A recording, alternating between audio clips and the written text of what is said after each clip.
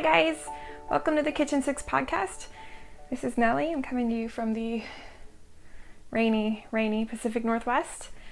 This is episode 12 and it's September 19th and I'm 4 days late recording because life's been crazy. That's how my life goes. just roll with it. I do.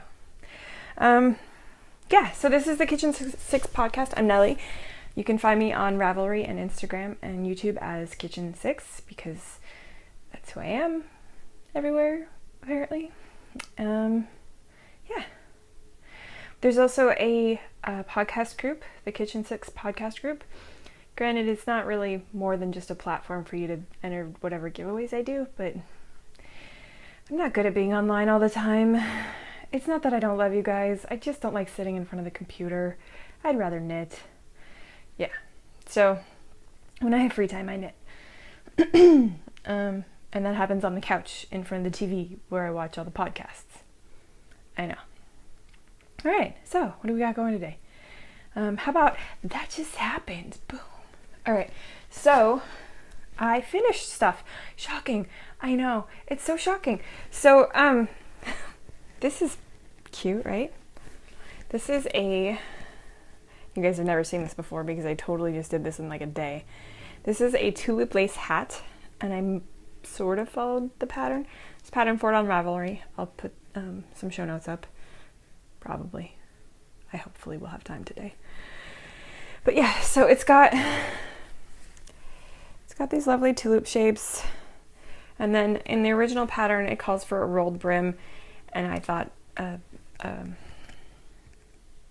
ribbed one would be better because it's going on a kid and I don't want it to fall off. Plus the one that she was looking at that made her go, "Can I have one?" had ribs on it, so I figured she would like that. But that was made for my niecey Poo, who saw me knitting a hat and was like, "Will you make one for me?" And of course I can't say no, like, yeah. So when I finished the other thing that I was working on, I cast that on immediately and I finished it within like 6 hours. I literally just sat and knit that day. That's all I did. I wish I could do that every day, but that doesn't work. So that's the tulip lace hat. And it's a paid for pattern on Ravelry. And I did it with Red Heart gumdrops in the cherry colorway. And it's just super cute. It's just so pretty. And it's acrylic, so her mom can wash it, and it's gonna be easy. She's got like a 7-year-old and a set of 2-year-old twins. There's no way she doesn't want washable stuff. All right, so moving on. The other thing that just happened is, dun da da! You guys, look at how pretty it came out. This is it's supposed to be a bank head. It's not a bank head. It's like almost a bank head. So I followed the bankhead pattern for the ribbing. I forgot that I'm supposed to do every other row or something. I don't know. Anyway, so I transitioned from this gorgeous twisted rib to a 4x1 rib. And it looks great. I mean, it looks beautiful and it's a beautiful hat. It's just, yeah. It's not the big head, but I like it and it looks great and I think that she'll like it. So, but yeah, it came out really nice. And I sent the yarn to somebody on Instagram who had admired it because I couldn't look at the yarn anymore. And we all know why, so I'm just not going to go there. So yeah, I finished that. It's going in the mail this week. Both those are going in the mail this week. And yeah, so that's what happened. Boom. Oh, doing it and doing it and doing it well. It should be doing it and doing it and doing it badly. So I had to rip out a bunch of my Hito Fude again. I know you're shocked, right? Yeah. So the Hito Fude and I we're struggling. But my problem with the Hito Fude is I want it to be right. I want it to be the perfect thing. Maybe I'm being too much of a perfectionist about it, but this is the reason I learned to knit. I want this one thing to be right. So, yeah, it doesn't matter to me because I don't mind re-knitting it. I like knitting. It's the knitting part that makes me happy. I like the process of it. I like the feel of the yarn in my hands. I like the repetitive motion. I like the soothingness of knitting. It literally has just saved me from crazy. So mostly, I'm still kind of crazy, but it's yeah. So I'm in the middle of a row too, so this is gonna be interesting. Yeah, I had to rip it all the way back to, I don't know if you can see, there's a lifeline right there. I had to rip it back to that lifeline. You can see it right there. All the way back. And that was like 4 to 6 repeats. Yeah. So, while I was at a point where I could put it on waist yarn and try it on and see if I needed to do more, I'm not now. I definitely have to do more.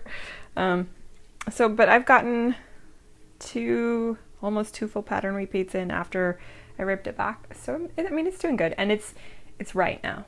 It's the way that it's supposed to be now, and that makes me happy. So, I don't remember what was wrong with it. It was something that, the counts were off. Like, all of the sections, the counts were off, and it was bugging me. You probably wouldn't have been able to notice, but I would have known.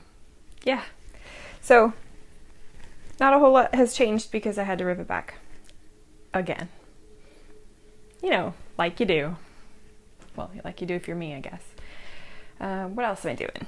Doing it and doing it and doing it. Wow. The Seabrook. So this is, I forgot to tell you the needles and the yarn. The needles are size 5 Chow Goose. I have an interchangeable set, and it's on like a 30-inch cord. And then the yarn is Metal and Tosh Merino Light, which is awesome. And it's in the worn denim colorway.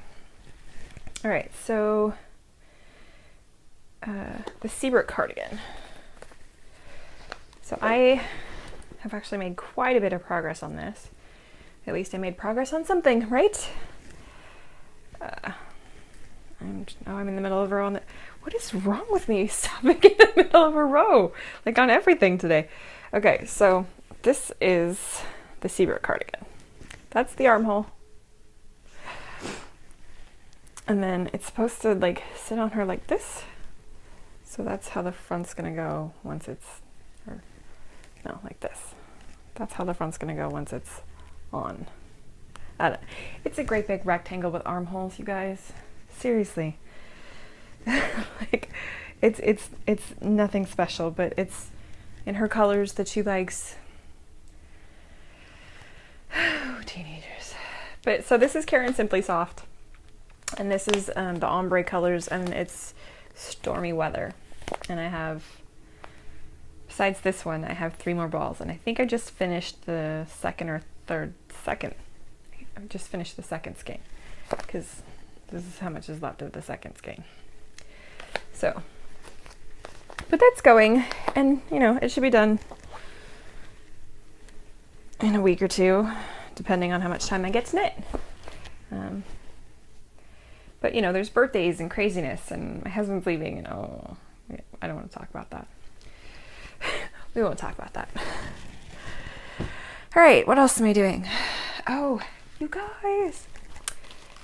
Okay, so I may have done it just a little bit late, but I cast on Zuzu's petals. Look at how gorgeous. Look at how pretty. So it looks like a shawl, and it started like a shawl, which is kind of pretty cool.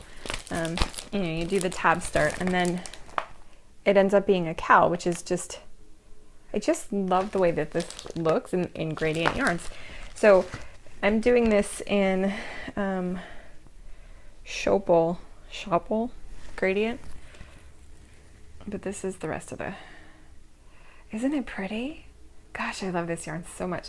So I got this for Christmas last year. My husband bought it for me, and I picked out the pattern for it a couple of months later, because it's like it was made for Zuzu's petals, right?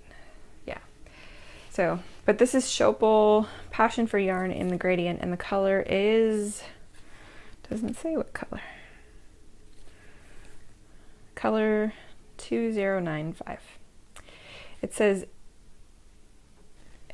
Indisch Rosa, which is Indian red if you're German.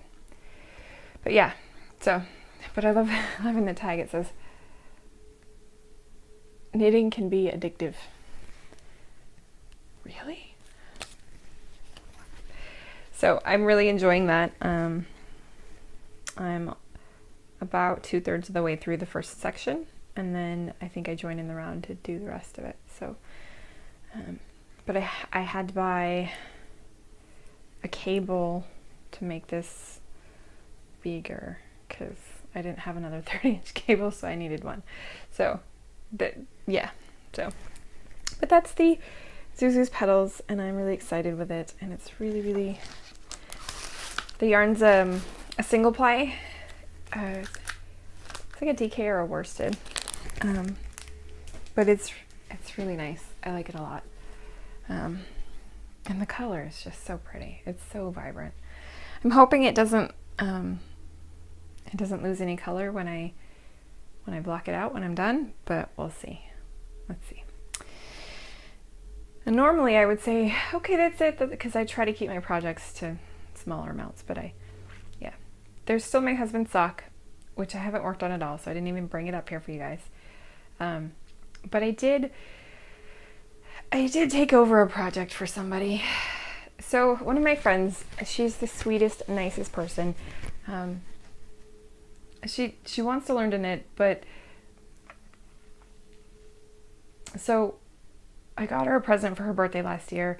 It's gorgeous yarn and a pattern to make a cowl, like a really simple cowl. And it would have been easy for a semi-experienced, even a partially experienced knitter. It would have been simple. But for her, it has been nothing but a challenge and a headache. So she's like 6 rows in a year. So we were over at their house this weekend, hanging out for her husband's birthday. And I was like, go get your cowl. I'm taking it home with me. I'm going to make it happen for you. Because I want her to have the cowl and the yarn. I want her to have the product as well as learn the process. So I gave her a simpler project to work on, something like a hat that will be easier for her to learn, and she'll be able to learn the stitches better. But I took over the project. And the project is in the gorgeous bag that I made for her. Isn't it cute? I love this bag. Okay, so the project is completely smushed is what it is. It's the Everlid cowl. And it's really just an open mesh edging with stockinette metal. And you know, for somebody who had even moderate experience, it would have been super easy. And I think it will be super easy for me, probably. We'll see. But for her, it was just too difficult. And I didn't want her frustrated and unhappy with it. So this is how far that her and I have collectively gotten, because along the way I've probably done as much work on this as she has. So this is how far she's gotten. But isn't this yarn gorgeous? And it's got, can you see the sparkles? I don't know if you can. I really want you to be able to see the sparkles. Yeah, so, but it's got gold stellina in it. And I think I'm gonna have to find where I got it. There you can see the sparkles. Gonna have to find where I got it, because I don't know if this is gonna be enough, but we'll see. But yeah. So I basically got her the whole project for her birthday with the bag and the needle and the thing. But it has been nothing but frustration for her, so I'm gonna do it. And it's a simple pattern, but it's paid for, so you know, I'm not gonna tell you what it is, but it's simple enough that it shouldn't be too much work. So yeah, that's what I'm doing. That's all there is. So yeah. Oh yeah, no. Now I move on to shiny pretty things, because Okay, so if you follow me on Instagram, you will have seen this. So you remember last time I showed you the yarn that my mom got me for my birthday? It was, you know, that tealy color. Well, I was looking at it and I realized that there was sun faded spots in a bunch of places. And there was no way that it was going to knit up evenly and look nice. So I decided I was going to over dye it. And I did that. And this is what I came up with.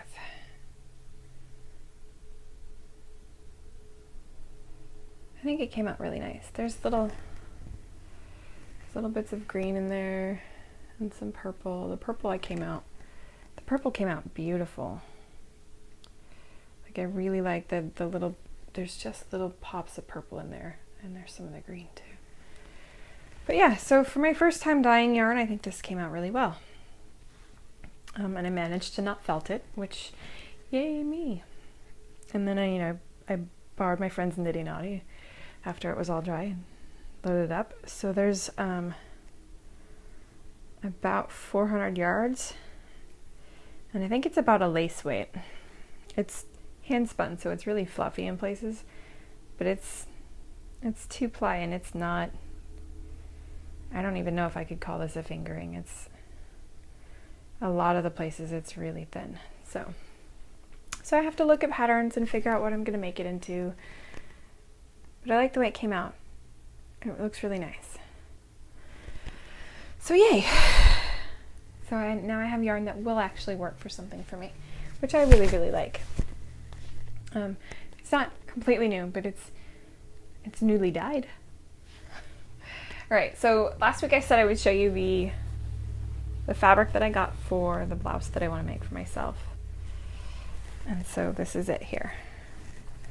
And it's like tie-dye lace in purple and green and blue.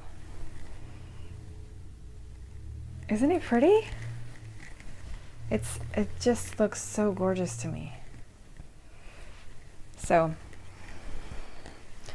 there's some batik prints on there, and it's just super, super pretty. So, but the blouse that I want to make is this one right here, the D. Well, actually it's going to be D with the bottom from A, because I like that rounded. So it'll be this top and sleeve length with that bottom. I know. It'll look really cute in this gorgeous fabric. So excited. So that's that.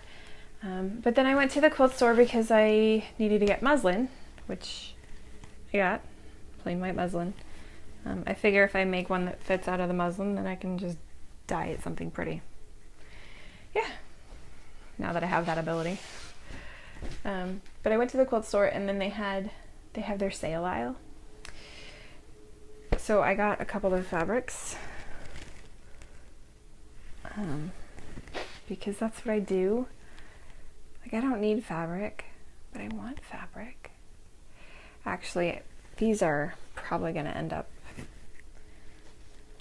being project bags for me and my friends, because this is for the lining for the bags. I figure if we put them all together, the outsides will be bright and the insides will be mellow. Yeah?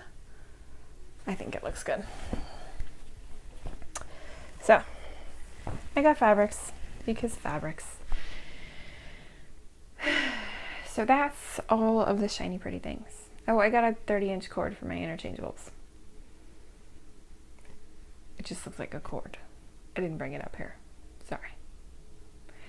And that brings us to what's cooking. Well, knitting-wise, what's cooking is I'm actually going to finish a bunch of stuff. That's my plan. I'm going to finish some things. I know, it's shocking. I've been knitting on the same stinking things for months. I'm going to finish something. For Pete's sake, I'm going to finish something. besides a hat, because hats don't count. They're not real projects. They're just tiny little things. They don't take, yeah. I can finish a hat in a day if all I do is knit. But I need to finish some things that need finishing, like the Seabrook, but yeah, that's not even for me. And the Hitofude, which I desperately want to wear. It's so, so pretty. Yeah. So my plan for future knitting is to finish things. I'm going to finish things. And then what's cooking in the kitchen? Well, I'm going to make sauerkraut, because sauerkraut, it's that time of year, and you make sauerkraut in the fall. Isn't that what everybody does? Doesn't everybody make sauerkraut in the fall? Or some sort of pickly thing? Yeah, at our house it's sauerkraut, because I love me some sauerkraut. And it's easy. You just salt, cabbage. It's good times. And then because it's fall and the days are cooler, I can actually do one of my kids' favorites more often, which is baked mac and cheese, which is seriously some of the cheesiest fat-laden stuff you'll ever eat, but it's so good. So I use gluten-free noodles, and I use a gluten-free flour for the base. The one I have, I think, is cup for cup. My mother-in-law sent it to me. It works really great for sauces, and I'm sure that it bakes really well too, but I haven't baked with it. But yeah, so I take three tablespoons of butter, and I put that in a pan, and then I add 2 teaspoons of mustard powder, some salt and some pepper, and a teaspoon of garlic powder, and about a half a teaspoon of smoked paprika. Put that in a pan, add the flour, mix it all up together until the flour kind of browns just a little bit. You make a roux, essentially. So when the flour is lightly cooked, you add slowly 1.75 cups of milk, and then I add another 1/4 cup of wine. But if you don't want to do that, you could just add a 1/4 cup of milk. That's fine. Two full cups of milk if you don't want to add wine. I like the way the wine makes it taste. Plus, I like to test the wine while I'm putting it in the food. That might be more of the problem, I think. So I tested it for the toxicity. Yeah, so after the wine, then you add, you could probably get away with 1 cup of cheese. I can never just add 1 cup of cheese. I usually end up adding like 2 cups of cheese. Once the sauce has started to thicken, once the milk has started to thicken, because you got to whisk it in, and you got to like really whisk it so that it doesn't do crazy stuff, because it will stick and get lumpy, and you don't want that. So you got to whisk the milk in, and then once it starts to thicken and get like that gravy consistency, then add the cheese. And I use probably about 2 cups, sometimes a little more, because cheese. And it just makes it so cheesy and gooey. Yeah, so you take cooked noodles, and what I do is I get a 12-ounce box of gluten-free noodles, and I cook it up, and then I butter a really big casserole dish, like ginormous casserole dish. I butter that, and then I put the noodles in, and then sometimes I add stuff. Sometimes I add like bacon, or peas and ham, or other stuff, but sometimes I just leave it. Sometimes I just leave it as just noodles.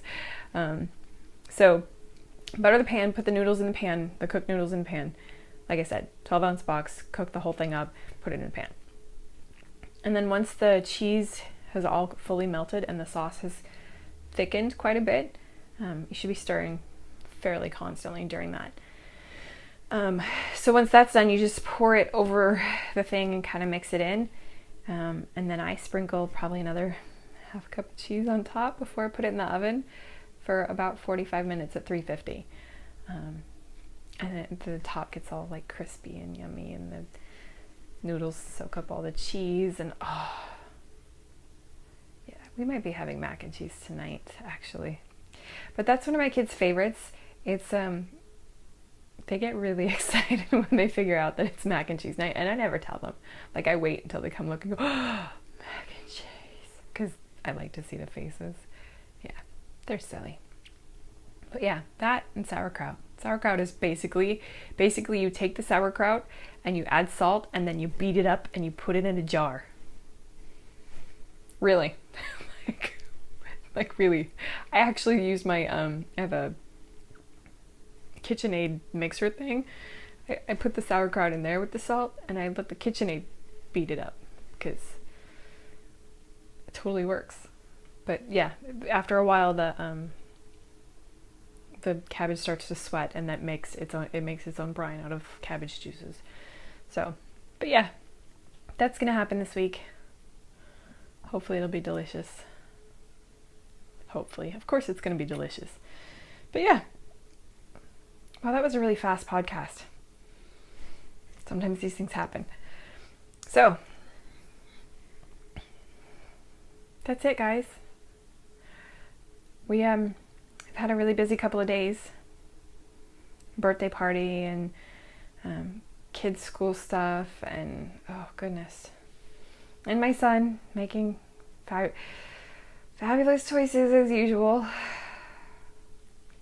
So he took, you know, the prize things where the bottom comes off and there's like that cup thing. He took that cup, stuck it over his face, and sucked it to his face until his lips turned purple. So he's got a line all around his mouth that's purple. It's picture day. And after a conversation with a couple of parents, I'm like, do I let it ride or do I reschedule pictures or make him take retakes? And everybody else is like, let it ride. And that's kind of what I was thinking too, because I really want him to feel like maybe he should think before he does stuff. So my son will have his vacuum sealed face immortalized forever in pictures today. Oh, he's so cute. So cute. But yeah. And my daughter's been acclimating to middle school, which has been interesting. It's stressful for her, and there's all the hormones and there's so many people and she can't ever get her locker open and I can't fix this stuff for her because it's part of growing up. It's part of becoming an adult, is learning to do these things for yourself. But it sucks to watch her go through it, yo. It sucks so hard. But yeah. So it's been an eventful few days around here. Yeah, awesome. But other than that, everything's great. I'm doing pretty good. My husband's doing excellent. And the kids are adjusting. They're working at it. So, that's all I have for you guys. Maybe next time I'll be more chatty and you can have an hour-long one. But today, all you get's half an hour. Sorry. So, on that note, join the Ravelry group, KitchenSix podcast on Ravelry. Just search it in the groups tab. And if you want, follow me on Instagram because I'm on there more than any other thing. I do check Ravelry at least 3 or 4 times a week. And I do check YouTube, so if you want to leave comments on YouTube, you're totally welcome. I will get to them. It might take me a couple of days because I don't check it as often. But other than that, yeah. Thanks for sticking around and watch me knit badly. If you're a new person, thanks for showing up. And if you're one of the people that have stuck around through all of my crazy scheduling weirdness, thank you. I know I'm weird. I know I'm sketchy. I really appreciate you for sticking around through my sketchiness. And yeah, on that note, love you guys. See you in a couple weeks. Microphone. So you can hear me. Because I know I don't talk loud enough.